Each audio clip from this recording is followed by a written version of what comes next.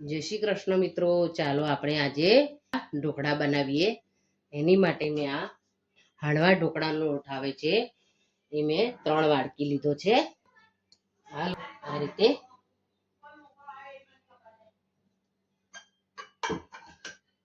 આ રીતે સરસ આપણે હાથથી મોઈ લઈશું એને બરાબર. લોટ દળાવતી વખતે મેં 3 વાડકી કણકી લીધી છે, 1 વાડકી ચણાની દાળ લીધી છે, 1 વાડકી તુવેરની દાળ લીધી છે અને અડધી વાડકી અડદની દાળ લીધી છે. અને પછી 1 ચમચી મેથીના દાણા ઉમેરી અને દળી લીધું છે. તમે તમારી પાસે ઘંટી હોય તો ઘંટીમાં દળી શકો છો, મિક્સી હોય તો મિક્સીમાં દળી શકો છો, અને ન હોય તો તમે બહાર પણ દળાવી મોઈ લેવાનું છે. આપણે અડધી વાડકી દહીં ઉમેરીશું, બરાબર મિક્સ કરી લઈશું. હવે આપણે થોડા 9 સેકા પાણીથી લોટને પલાળી લઈશું. આપણે ઢોકળાને એકદમ પોચા અને સરસ બનાવવા માટે એક સિક્રેટ ઇન્ગ્રેડિયન્ટ ઉમેરીશું. એ છે જે વાટકી ભરીને ઢોકળાનો લોટ લીધો છે એ અડધી વાટકી આપણે સોજી ઉમેરી દઈશું અંદર. સોજી ઉમેરવાથી તમારા ઢોકળા ખૂબ જ સરસ બનશે, એટલે તમે ચોક્કસ સોજી ઉમેરજો અને બરાબર આ રીતે મિક્સ કરી લેવાનું છે આપણે. અને થોડા 9 સેકા પાણીથી આ લોટ પલાળશો ને ઢોકળાનો, તો તમારા ઢોકળાનો લોટ બહુ સરસ પલળશે અને તમે 2 કલાકમાં પણ એને પલાળીને બનાવી શકશો. બહુ આથો આપવાની પણ જરૂર નહીં પડે. હજી આપણે થોડું પાણી ઉમેરીશું. આ રીતે અને બરાબર મિક્સ કરી લઈશું. આ રીતનું આપણે બેટર તૈયાર કરી લેવાનું છે. હવે આપણે એને ઢાંકીને 4 થી 5 કલાક માટે રહેવા દઈશું. તો તમે જોઈ શકો છો કે 4 કલાક પછી આપણા ખીરાને કેવો સરસ આથો આવી ગયો છે. જો હવે આપણે એને બરાબર મિક્સ કરી લઈશું એક વખત. સરસ એક જ ડિરેક્શનમાં એને થોડી વાર માટે હલાવવાનું છે. આમાં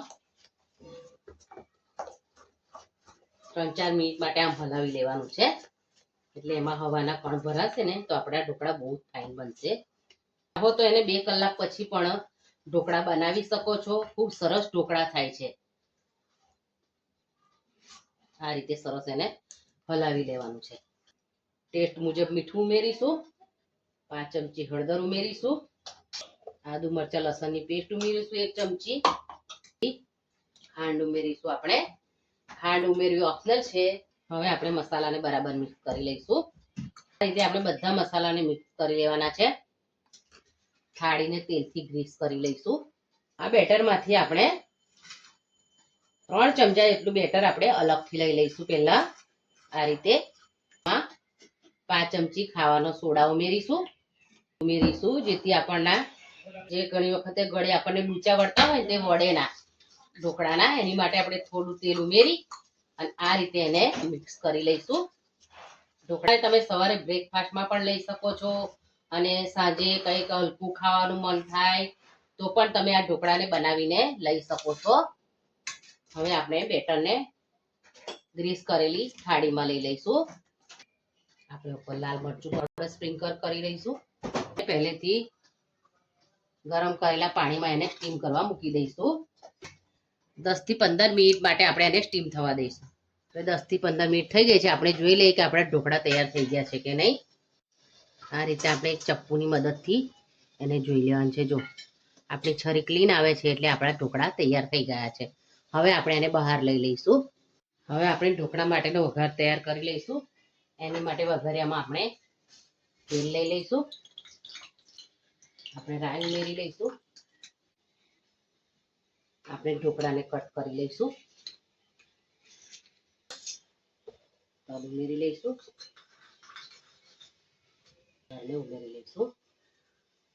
જો તમને મારી ઢોકળા બનાવવાની રીત ગમે તો મને તમે કોમેન્ટ જરૂર કરજો, તો મને ખબર પડશે કે તમને મારી ઢોકળા બનાવવાની રીત ગમી છે.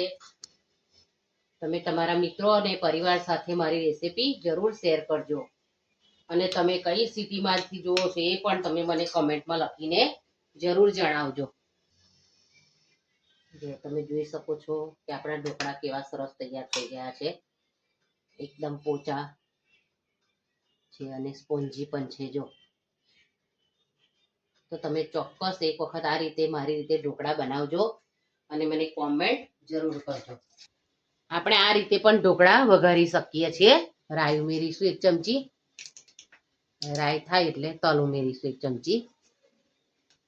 ઉમેરી દઈશું અંદર. આ રીતે આપણે ઢોકળાને મિક્સ કરી લેવાના છે. ચાલો આજે આપણે ફળોનો રાજા એવું કેરીનો આપણે રસ બનાવીશું. એક મિક્સર જાર લઈશું, એમાં આપણે કેરીના પીસને ઉમેરી દઈશું. એમાં આપણે ટેસ્ટ મુજબ ખાંડ ઉમેરીશું. મેં 2 ચમચી ઉમેરી છે. આપણે એમાં થોડું પાણી ઉમેરીશું અને પછી એને ગ્રાઇન્ડ કરી લઈશું. તો આપણો રસ તૈયાર થઈ ગયો છે. આપણે એને એક બાઉલમાં લઈ લઈશું. સાથે ખાવા માટે મસાલા પૂરી પણ આ રીતે તળી લઈશું. મેં ઘઉંનો લોટ, મીઠું, હળદર અને મરચું ને તેલનું મોણ નાખી અને પૂરી તૈયાર કરી લીધી છે વણીને, અને આ રીતે આપણે તળી લઈશું. તો તૈયાર છે આપણા ઢોકળા, અને જોડે રસ અને પૂરીનું જમણ છે. આજે બધાની ઘરે રસ, પૂરી અને ઈદડા બને છે, પણ આજે અમારા ઘરે રસ, પૂરી અને ઢોકળા બન્યા છે. તમે પણ એક વખત રસ, પૂરી અને ઢોકળા આ રીતે બનાવીને ચોક્કસ એન્જોય કરજો. સૂટ પાવડર અને જીરું પાવડર ઉમેરીએ તો આપણે રસ પચવામાં હળવો રહે છે. તો તમે જોઈ શકો છો કે મારું અત્યારનું જમવાનું સરસ તૈયાર થઈ ગયું છે. જો તમને મારી રેસીપી બનાવવાની રીત ગમી હોય તો તમે મને ચોક્કસ કોમેન્ટ કરજો અને મારી ચેનલને સબસ્ક્રાઇબ જરૂર કરજો. Thank you.